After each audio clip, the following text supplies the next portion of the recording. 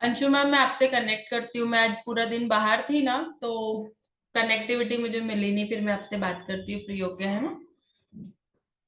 हाँ जी। जी मैम जी। आज हम बात करेंगे कि कैसे हम अपने ड्रीम को हमारी आंखों के सामने सच होता हुआ देख सकते हैं।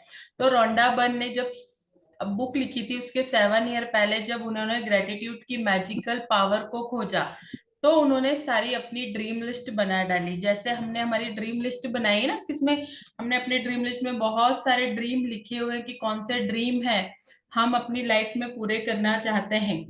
और वो जो लिस्ट थी उनकी काफी लंबी थी, और उन्हें समझ में नहीं आ रहा था कि इतनी सारी लिस्ट कैसे पूरी हो सकती है, हर एक सपना कैसे साकार हो सकता है। तो उन्होंने उसमें से 10 अपने ड्रीम ऐसे ढूंढे जिन पे वो काम करना चाहती थी, और उन्होंने उन 10 इच्छाओं को हर दिन कागज पर लिखा और अपने साथ रखने लगी। यहाँ पे वो बात कर रही अफर्मेशन की, जो हम अपने ड्रीम से रिलेटेड अफर्मेशन लिखते हैं ना। देखो, बहुत अच्छे से समझना। कई बार क्या होता है, हम किसी चीज को चाह रहे होते हैं, हमारी बहुत इच्छा होती है कि मुझे ये चीज चाहिए, लेकिन 1 महीने, 2 महीने, 3 महीने जब हम उस पे काम करते हैं, हर दिन उसको लिख रहे होते हैं, विजुलाइज कर रहे होते हैं, अफर्मेशन करते हैं, हम उसको बोल रहे होते हैं, सुन रहे होते हैं, विजन बोर्ड पे देख रहे होते हैं, लेकिन कुछ टाइम बाद क्या होता है, कई बार हमारे मन में डाउट क्रिएट होने लगता है। हमें लगता है ना, ये चीजें मुझे अभी तक नहीं मिल रही, इतने दिन हो गए मुझे अफर्मेशन लिखते हुए, इतने दिन, हो सकता है 3 महीने से ज्यादा, 6 मंथ हो गए हो, किसी को 7 मंथ हो गए, किसी को ऑलमोस्ट 1 ईयर हो गया हो। फिर हम क्या करते हैं, उस सपने से बाहर आ जाते हैं, उस सपने को छोड़ देते हैं। होता है ना, हम गिव अप कर देते हैं कई बार। लेकिन मैं ऐसा मानती हूं कि अगर आप किसी सपने को चाहते हो, तो आप जब तक उसे पा नहीं लेते, तब तक आपको वो सपने पर अपने आप को बनाए रखना होता है, तब तक अपने आप को सपने से जुड़े हुए रखना होता है। क्योंकि सपने पाने के लिए हमें हर दिन कुछ ना कुछ एक्शन लेना है। अब आप कुछ ना कुछ एक्शन भले ले रहे हो, लेकिन जब आप गिव अप कर देते हो, तो आप उस सपने को छोड़ देना। हम सपने भूल जाते हैं वक्त के साथ, अपने सपनों को छोड़ देते हैं, कई बार ऐसा होता है। तो उन्होंने क्या बताया है कि मैं अपने ड्रीम्स को, जो कुछ भी मैं चाहती थी, मैंने 10 ड्रीम को हर दिन में लिखने लगी और अपने साथ रखने लगी। जब भी मुझे मौका मिलता था, मैं उस लिस्ट को निकाल कर पढ़ती थी, और हर इच्छा के लिए ज्यादा से ज्यादा अपनी ग्रेटफुलनेस, कृतज्ञता देती थी, मानो वो पहले से ही साकार हो चुकी है। और जो मेरी सबसे पहली इच्छा थी, मैं उसे बार बार मन ही मन दोहराती रहती थी, जैसे ये मेरा सपना पूरा साकार हो चुका है। और इसके बाद जो हुआ वो कोई मिरेकल से कम नहीं था। एक के बाद एक सूची जो उन्होंने लिस्ट बनाई थी, वो हर एक इच्छा उनकी, उनके सपनों के, उनके जितने सपने थे वो उनकी आंखों के सामने सच होने लगे। और जैसे जैसे उनके वो ड्रीम पूरे होते जाते थे, वो उन ड्रीम को अपने लिस्ट में से हटा देती थी, फिर कोई एक नई इच्छा को उस लिस्ट में ऐड कर देती थी। तो उन्होंने बताया कि उनकी जो मेन लिस्ट थी, उसमें से उनकी एक इच्छा थी कि उन्हें बोरा बोरा आइलैंड के पास एक ताहिती नाम की जगह के पास एक बोरा बोरा नामक आइलैंड है, उन्हें वहां पर ट्रेवल करना था।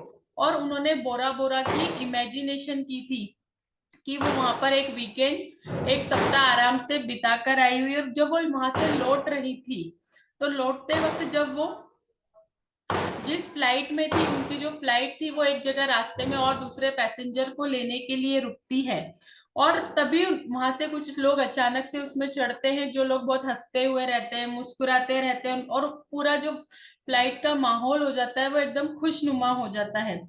तो जब उन्होंने उस इतने सारे लोगों के साथ जब वो उस ट्रेवल को एंजॉय करती हैं, तो उनके सामने ये क्लियर हो जाता है कि वो लोग क्यों खुश थे। दरअसल वो लोग इसलिए खुश थे क्योंकि वो हर एक चीज के लिए ग्रेटफुल थे। वो उस फ्लाइट में बैठने के लिए ग्रेटफुल थे, वो एक दूसरे के साथ बैठने के लिए ग्रेटफुल थे, वो जहां भी जा रहे थे, जो कुछ भी कर रहे थे, वो उसके लिए ग्रेटफुल थे, यानी कि हर एक चीज के लिए वो ग्रेटफुल थे। और वो लोगों की एनर्जी ऐसी थी कि उनके साथ वो पूरा, बोलते ना, वर्ल्ड का ट्रेवल कर सकती थी, क्योंकि उनका साथ उन्हें बहुत अच्छा लग रहा था। फिर अचानक से उनके मन में एक थॉट आता है कि जो मैंने अभी, ये मेरा जो ड्रीम अभी पूरा हुआ है, जो अभी मेरी इच्छा ये पूरी हुई है, वो मैंने जो अपनी 10 ड्रीम लिस्ट बनाई थी उसमें से सबसे लास्ट नंबर की थी।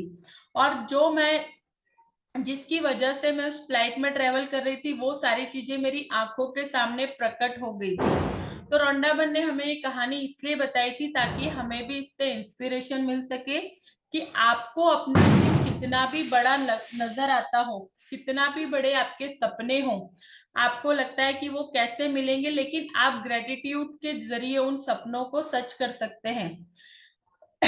और जितना ज्यादा आप ग्रेटफुल रहेंगे, उतनी ज्यादा आपकी लाइफ में खुशियां और हैप्पीनेस आएगी। तो जब उन्होंने लॉ ऑफ अट्रैक्शन का यूज करना शुरू किया अपने हर एक ड्रीम के लिए, तो लगभग 4 साल के समय में उनका हर एक ड्रीम पूरा हो गया।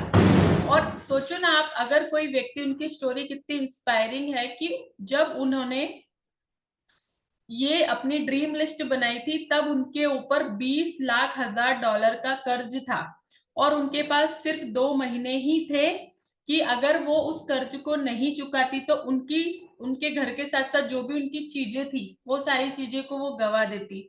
उनके ऊपर बहुत सारा उधार चढ़ा हुआ था और कोई भी रास्ता नहीं था। अब व्यक्ति इन हालातों में क्या ग्रेटफुल होने के लिए चीजें सोचेगा, बताइए? क्या वो नेगेटिव नहीं होगा? क्या उसके अंदर ये डर नहीं होगा कि मेरे सपने कैसे सच होंगे? लेकिन उन्होंने पूरा फोकस सिर्फ ग्रेटिट्यूड पे रखा, और जो कुछ भी चीजें उनके पास थी वो उसके लिए ग्रेटफुल होने लगी।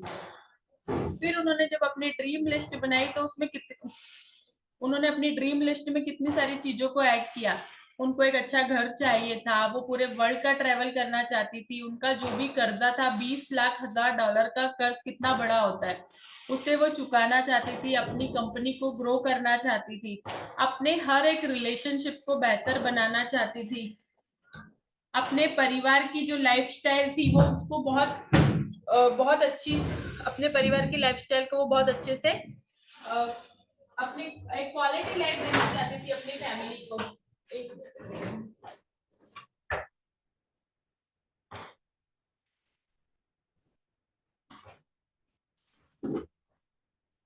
और लाइफ के लिए एक अच्छी लाइफ जीना चाहती थी। इसके साथ उन्होंने कुछ मटेरियलिस्टिक चीजों की भी लिस्ट बनाई थी। और जो उनकी नंबर 1 इच्छा थी वो थी कि जो भी मेरे आसपास के लोग हैं, जो भी मेरे आसपास के लोग हैं, मैं उन करोड़ों लोगों के जीवन में कुछ ऐसा कर पाऊं जिससे उन लोगों की जिंदगी में खुशी आए।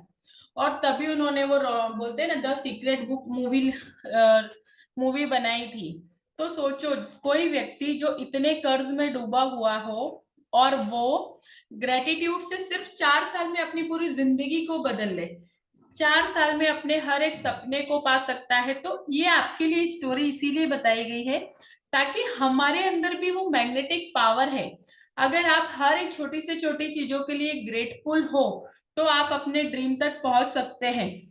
तो अब आपकी बारी है कि ग्रेटिट्यूड की मैजिकल पावर को आपको कैसे यूज करना है, और आप अपने सारे सपनों को अपनी नजरों के सामने साकार होता हुआ देखोगे।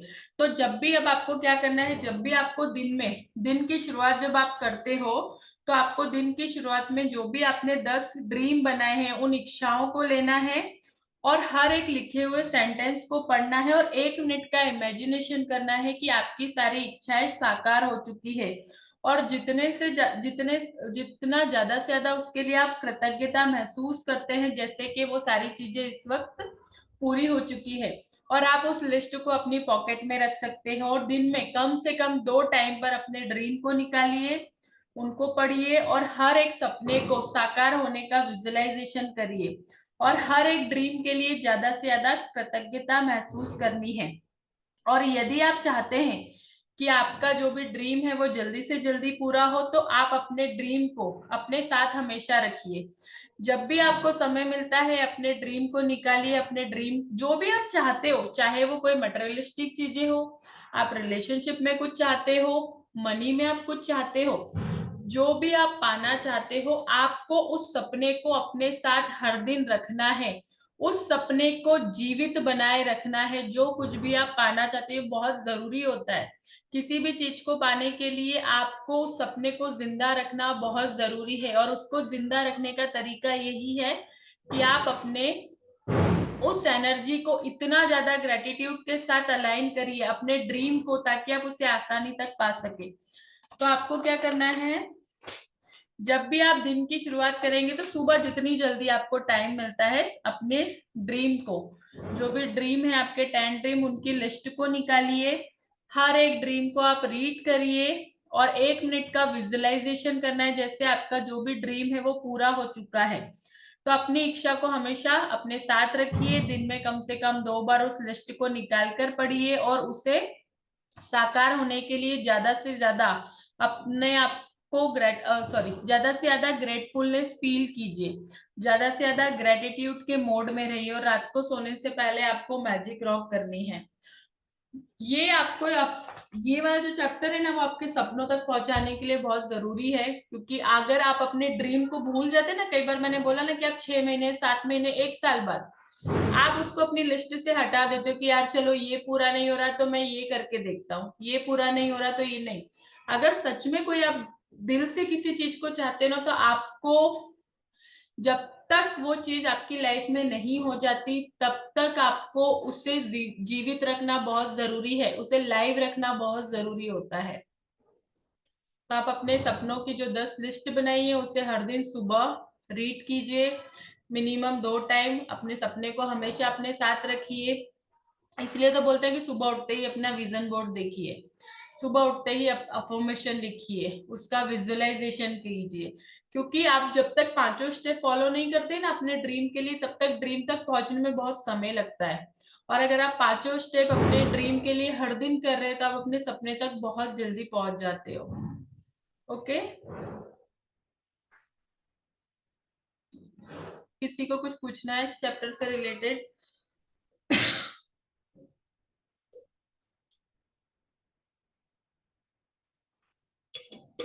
तो अपने जो भी ड्रीम लिस्ट बनाई है उसे अपने साथ रखो, दिन में जब जब मौका मिलता है उस ड्रीम को रीड करो। मैम, प्रियंका मैम, हाँ जी, good evening ma'am. Good evening. Ma'am, visualization करने की एक बार ट्रिक्स प्लीज आप एक्सप्लेन करोगे? बिकॉज मैं जब भी करने बैठती हूँ तो मैं फर्स्ट सीन तक ही पहुंचती हूँ, आगे जा ही नहीं पाती, वहीं पे स्टक हो जाती। तो आप उस विजुअलाइजेशन को बोल बोल कर करिए। ठीक है। आप पहले चल। उसका रिटर्न स्क्रिप्ट तैयार कीजिए, हम्म। देन फिर उसको बोल के करिए, अपने कानों तक वो आवाज पहुंचाइए, तो आप उसमें हम्म। कंटिन्यू, मतलब आप उसके साथ अपना इन्वॉल्वमेंट कर पाओगे। कल मैंने क्या किया, मतलब जो मेरा फर्स्ट ड्रीम जो है वो मेरा डिजाइन हाउस है। तो मैंने एक प्रॉपर लोकेशन देखी हुई है कि मुझे लुधियाना में इस जगह पे वो चाहिए। तो मैं ना जस्ट उसके साथ एक स्वीट शॉप है, वहां पे स्वीट्स लेने गई, तो मैं सामने खड़ी होकर ना देख रही थी कि हाँ यही वो है जहाँ पे मेरा डिजाइन हाउस होगा, यही कॉर्नर है। उसकी फोटोज क्लिक की अपने फोन के ऊपर। एक बार मैंने कुछ दिन पहले अपने ग्रुप में शेयर भी किया था अपने डिजाइन हाउस की वो मतलब चैट जीपीटी से क्रिएटेड फोटो। फिर उसके ऊपर उसको वॉलपेपर लगाया अपने फोन के ऊपर। मतलब मैं देखती हूँ, माइंड में देखती, सब कुछ वो सारा क्लियर है, बट जब मैं विजुअलाइज करने लगती हूँ ना मॉर्निंग में या कभी भी, मैं फर्स्ट जस्ट उसकी एक आउटर लुक ही एलिवेशन तक ही पहुंच पाती हूँ। इससे आगे जब भी मैं करती हूँ, मतलब पता नहीं क्यों वो वहीं पे स्टक हो जाता है। देखो, अपने ड्रीम पे ना आपको बार बार बात करनी चाहिए। पहली बात तो वो होती है कि बोलते हैं ना, fake it till you make it. Normal में बताओ ना क्या चाहते हो। मान लो कुछ पाना चाहते हो, तो उसका सेलिब्रेशन कैसे करोगे, नॉर्मल टॉक में वो होना चाहिए आपके। कुछ नहीं तो मिरर में जाके खुद को बताओ कि अरे वाह, मैं इस तरह से सेलिब्रेट करी। दूसरा, जो भी आप विजुअलाइजेशन करना चाहते हो आपका ड्रीम में, मैंने उसका बोला है ना, आपको हमेशा स्क्रिप्ट रेडी करो कि आप एग्जैक्टली क्या चाहते हो, उसको डिटेल में लिखो, और कुछ दिन तक उसको देख के बोलो, है ना, बोलो। आप उसको रीड करोगे बार बार बार बार बार बार, तो वो आपके माइंड में बैठेगा। दूसरा, जब आप उसको बोलोगे तो आपके कान उसको सुन रहे होंगे, तो वो विजुअलाइजेशन में आपका डिस्ट्रैक्शन नहीं होगा, आप वहां से एकदम हटोगे नहीं, वो ब्रेक नहीं होता। जब हम उसको बोलते हुए अपने कानों को सुनाते हैं ना अपने ही शब्द, तो हमारा माइंड वहीं पर फोकस रहता है, डटा हुआ रहता है, और उसके इमेजेस भी, विजुअल भी बहुत स्ट्रांग बनते हैं। ओके मैम, तो आप इस तरीके से करिए, उसकी डिटेलिंग करिए, फिर उसको ओके बोल के बताइए कि अगर घर चाहते हो तो बताओ ना, वाह कितना सुंदर मेरा घर है, इस घर में इतने स्क्वायर फीट का घर है, बोलिए उसको। आपके कान सुन रहे तो वो विजुअल बहुत आसानी से इमेजिनेशन होते हैं। ओके मैम, ठीक है।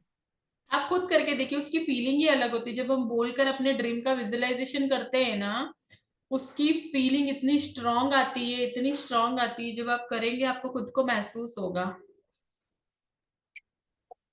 ठीक है, मैं एक बार ना ये भी ट्रिक करके देखती हूँ स्टार्ट। कीजिए, डेफिनेटली कीजिए। ठीक मैम, थैंक यू। हाँ जी। ओके, और किसी को कुछ क्वेश्चन है? नहीं तो फिर क्लास लीव करते, कल मिलते हैं हम। कल थोड़ा सा टाइम देके बैठेंगे, कुछ आप लोगों के साथ शेयर भी करना है। ओके, ठीक है। चलेगा मैम, चलेगा।